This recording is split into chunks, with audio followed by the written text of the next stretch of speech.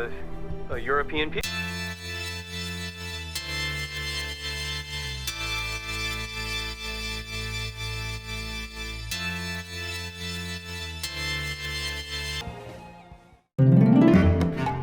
Hey bos, kali ini aku akan merangkum sebuah film yang berjudul Black Klansman yang diadaptasikan dari kisah nyata Ron Stallworth. Film ini akan menceritakan konflik antar ras, yaitu ras kulit hitam dan kulit putih. Seperti apakah filmnya? Yuk kita tonton. Sebelum itu, intro dulu bos.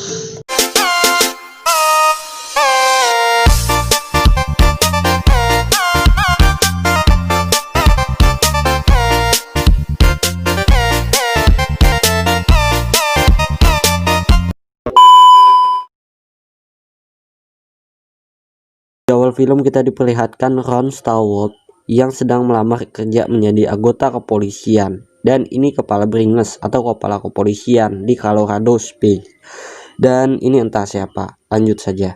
Ron akhirnya diterima menjadi anggota polisi dan dia menjadi satu-satunya perwira kepolisian berkulit hitam di Colorado Springs. Ron ditempatkan di ruang berkas yang mana itu membuatnya kesal karena polisi lainnya selalu meminta Ron untuk mencarikan berkas kriminal si kulit hitam, dan Ron pun langsung ke ruangan kepala bringes dan memintanya untuk menjadikannya detektif penyamaran. Tetapi kepala bringes menolaknya. Selain karena Ron polisi baru, ia juga tidak berpengalaman. Keesokan harinya Ron ditelepon oleh kepala bringes untuk menemuinya dan menjelaskan tugas baru Ron di tempat detektif penyamaran. GP time. Sesampainya di sana, Ron terlambat, ya mungkin karena rambutnya yang susah disisir. Dan ini Flip dan Jimmy yang akan menjadi rekan Ron untuk tugasnya. Kepala bringes menjelaskan tugas Ron bahwa Ron akan menghadiri pidato Quaimtron. Sedikit penjelasan, Quaimtron adalah mantan pejabat penting di partai Black Panther. Dia juga seorang pembicara yang cukup baik. Lanjut. Malam harinya, Ron, Flip, dan Jimmy ke tempat pidato Quaimtron. Di sini Ron bertemu dengan Petres. Petres adalah ketua himpunan mahasiswa kulit hitam di Colorado. Saatnya Quaimtron berpidato. We must organize to form a base to fight racism, to fight our oppressors. Quaimtron mengatakan bahwa kita harus melawan para kulit putih yang menindas kita, dan kita akan memulai revolusi untuk kaum kita, di mana para kulit putih tidak akan menindas kita lagi. Keesokan harinya, saat Ron sedang membaca koran, dia menemukan iklan Ku Klux Klan. Ku Klux Klan adalah organisasi kulit putih yang dipimpin oleh Walter di Colorado Springs. Ron langsung menghubungi nomor yang ada di iklan Ku Klux Klan. Ron mengatakan, "Aku ingin bergabung dengan kalian," dan meminta ajaran. Saat Walter bertanya nama Ron, Ron mengatakan nama aslinya, di mana setiap polisi yang menyamar itu tidak menggunakan nama asli, dan itu begonya Ron. Walter mengajak Ron untuk menemuinya di malam hari. Karena Ron berkulit hitam, ia meminta Flip untuk menggantikannya dan menyamar menjadi Ron. Tibalah malam hari. Ron Stallworth. That's me. Flip yang menyamar menjadi Ron diterima dengan baik oleh Walter, kecuali Felix karena Flip terlalu banyak bertanya, dan juga Felix mencium bau Flip seperti orang Yahudi, yang mana Ku Klux Klan memiliki dua tugas, yaitu menindas kulit hitam dan Yahudi. Lanjut, keesokan harinya Walter mengajak Ron lagi untuk ke rumah Felix untuk bertemu dengan anggota Ku Klux Klan yang lainnya. Flip pun ke rumah Felix dan bertemu dengan istri Felix, yaitu Courtney, dan anggota Ku Klux Klan lainnya. Di sini Flip diajak oleh Felix ke ruangan bawah tanah untuk melakukan tes kejujuran. Walter yang takut dengan apa yang akan dilakukan Felix hanya bisa pasrah karena Felix mengatakan, "Ini rumahku, peraturanku." Beralih kepada Ron yang mendengarkan pembicaraan mereka hanya bersiap-siap di luar. Lanjut kepada Felix ingin melihat burung milik Flip. Karena, kata Felix, orang Yahudi melakukan hal aneh kepada burung mereka, yaitu disunat. Flip yang tidak ingin rahasianya terbongkar beralasan bahwa Felix homo. Ron yang mendengarkan percakapan Felix dan Flip langsung melempar pot bunga, dan itu membuat rencana Felix gagal untuk mengetahui siapa sebenarnya Flip. Lanjut. Beberapa hari kemudian, kepala bringes memberikan tugas khusus untuk Ron.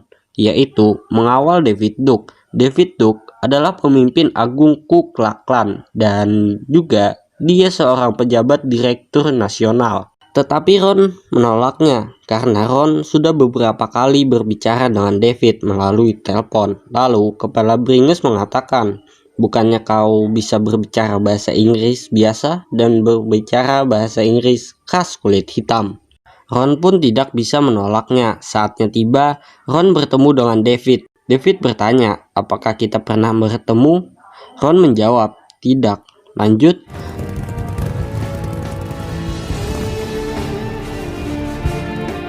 Tibalah saatnya perekrutan anggota resmi Ku Klux Klan yang dipimpin oleh David. Flip ditanya oleh David, apakah kau benar-benar warga Amerika berkulit putih dan non-Yahudi? Flip pun menjawab, yes, saya warga Amerika berkulit hitam.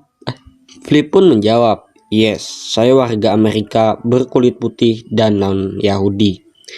Di lain sisi, para kulit hitam juga bersama Jeremy Turner, petinggi Black Panther, Black power. Black power. kali kepada para kulit putih. Setelah selesai, mereka menonton film Bridge of a Nation 1915 dan karena film itu, para Ku Klux Klan terlahir kembali. Selesainya menonton film, salah satu teman Felix, yaitu Walker, menyadari bahwa Flip seorang polisi yang pernah menangkapnya. Dia pun langsung memberitahu Felix, tetapi Felix awalnya tidak percaya. Tetapi setelah Walker menceritakan bahwa dia ditangkap oleh Flip, Felix pun percaya. Walker memberi saran kepada Felix untuk memberitahu identitas asli Flip kepada David, tetapi Felix menolaknya dan berkata, kita tunggu saat yang tepat. Lanjut, balik kepada Ron. Ron di sini mengambil kesempatan untuk berfoto dengan David agar para kulit hitam dan putih melihat bahwa seorang kulit hitam bersama ketua agung Ku Klux Klan. Ron menyuruh Flip untuk memotokannya. Saat hitungan ketiga, Ron sengaja memegang bahu David dan teman David agar terlihat akrab. David yang kesal dan ingin mengambil foto itu langsung dicegah oleh Ron. Ron beralasan, kalau kau menyentuhku, kau akan kutangkap karena menyerang polisi. Flip yang sedang berpura-pura tidak mengenal Ron meminta Ron untuk keluar. Ron pun menjauh dan langsung mengamati Felix, Walker, dan Corney. Saat Corney keluar, Ron langsung mengajarnya karena curiga dengan apa yang akan dilakukan Corney. Beralih kepada Felix, Felix yang ingin membongkar kedok identitas Flip sedikit demi sedikit gagal karena tiba-tiba salah satu pelayan memberitahu Felix bahwa ada telepon darurat, yaitu Corney. Corney mengatakan bahwa rencana A gagal karena polisi datang. Sebelumnya kita sudah tahu bahwa Ron lah yang memberitahu polisi. Saya lupa, saya beritahu dulu, bukan tahu itu katro. Saya beritahu dulu bahwa rencana A adalah untuk meledakkan para kulit hitam dan petingginya Jeremy. Felix pun berkata, tenang, aku akan menemuimu bersama Walker dan Evan. Oke, kita pindah ke rencana B, yaitu meledakkan ketua himpunan mahasiswa kulit hitam, yaitu Petres. Beralih kepada Ron. Ron yang baru saja sampai ke tempat perkumpulan para kulit hitam bertanya kepada teman Petres, di mana Petres? Teman Petres pun menjawab, Petres dan Odetta sedang mengantar Jeremy ke hotel. Ron pun langsung ke rumah Petres. Ya mungkin Ron tidak tahu di mana hotel Jeremy. Lanjut, beralih kepada Corney. Corney yang sudah sampai di rumah Petres langsung meletakkan bomnya di kotak pos. Yang terjadi adalah kotak posnya gak muat katro, tapi masih aja dipaksa. Corney yang sadar bahwa Petres datang langsung lari. Setelah Petres masuk rumah, ia pun langsung meletakkan bomnya di mobil Petres. Ya mungkin ingin meledakkan Petres di mobil. Lanjut, Ron pun datang dan langsung menangkap Corney dan bertanya, di mana kau meletakkan bom itu? Mungkin sampai sini kalian bingung di mana Ron tahu bahwa ada bom. Biar saya beritahu dulu. Pertemuan Flip dengan Walker, Felix, dan Evan. Evan mengatakan sebuah bom. Lanjut, Corney yang tidak ingin rencananya gagal tidak memberitahu di mana bomnya. Tiba-tiba datanglah polisi dan menangkap Ron. Corney memberitahu polisi bahwa Ron ingin menyakitinya. Ron beberapa kali mengatakan bahwa dia adalah polisi yang sedang menyamar, tetapi polisi tidak percaya. Ya iyalah nggak percaya karena Ron kan polisi baru. Lanjut, beralih kepada Felix. Felix yang baru saja sampai bersama Walker dan Ivan, Felix pun langsung meledakkan bomnya. Yang terjadi adalah jeng jeng jeng jeng, boom. Felix lah yang terkena bom itu, dan itulah yang dinamakan senjata makan tuan ya. Lanjut, akibat peledakan itu menewaskan Felix, Walker, dan Ivan. Untuk Corney ditahan dan Petres pun selamat atas kejadian itu. Undercover cop, you fucking idiot. The black guy's a cop. Give me your keys. Keesokan harinya, Ron, Flip, dan Jimmy sangat bahagia karena berhasil menggagalkan rencana Felix. Tetapi saat mereka di ruangan Kepala Bringes, kebahagiaan itu hancur karena Kepala Bringes meminta mereka memutuskan kontak dengan Ku Klux Klan dan menghancurkan barang bukti. Lantas mereka kecewa dan itu juga membuat Ron hampir ingin berhenti menjadi polisi, tapi nggak jadi. Lanjut, di sini Ron sedang mengobrol dengan David. Ron bertanya kepada David, apakah kau tahu siapa detektif kulit hitam itu? David menjawab, lah, tidak. Ron mengatakan bahwa detektif itu adalah Ron Stallworth. Sontak itu membuat David bingung, apa aku ditipu? Hah? Lanjut, di akhir film saat Ron di hotel bersama Petres, tiba-tiba ada sebuah ketukan. Ron dan Petres pun langsung mengambil senjata untuk berjaga-jaga. Saat dibuka, tidak ada seorang pun. Tetapi saat Ron dan Petres menuju jendela, terlihat para Ku Klux Klan sedang melakukan ritual membakar salib. Dan amat, film ini diambil dari kisah nyata yang benar-benar nyata, walaupun ada plot yang dibuat-buat untuk membuat filmnya lebih menarik, yaitu karakter Petres dan kejadian peledakan itu tidak ada sama sekali, kata Ron. Dan film ini masuk dalam 5 nominasi piala sepak bola tingkat RT. Maksud saya piala Oscar. Jadi kebawa-bawa piala sepak bola tingkat RT. Ya karena saya yang menang. Walaupun saya hanya bisa diam saat bertanding, tapi tetap saja saya yang menang karena saya sodok para jurinya dengan uang 1.500 buat beli udut 1 batang. Bercanda. Ya, jadi segini dulu alur cerita film kali ini. Semoga kalian suka ya.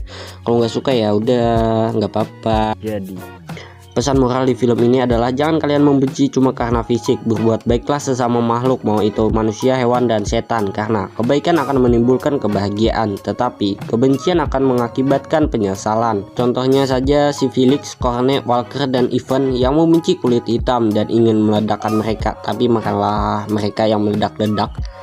Salah satu contoh kebaikan yang menimbulkan kebahagiaan adalah ketika kalian melihat teman kalian yang akan terjatuh ke selokan dan kalian menolongnya, tetapi malah kalian berdua yang jatuh ke selokan. Dan disitulah kebahagiaannya, karena kalian akan tertawa mencium bau selokan. Hahaha.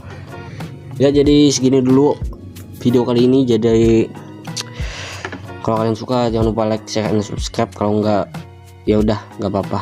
Dan semoga kita akan bertemu di lain waktu. Dan saya akhiri perjumpaan kali ini dengan mengucapkan assalamualaikum warahmatullahi wabarakatuh dan closing.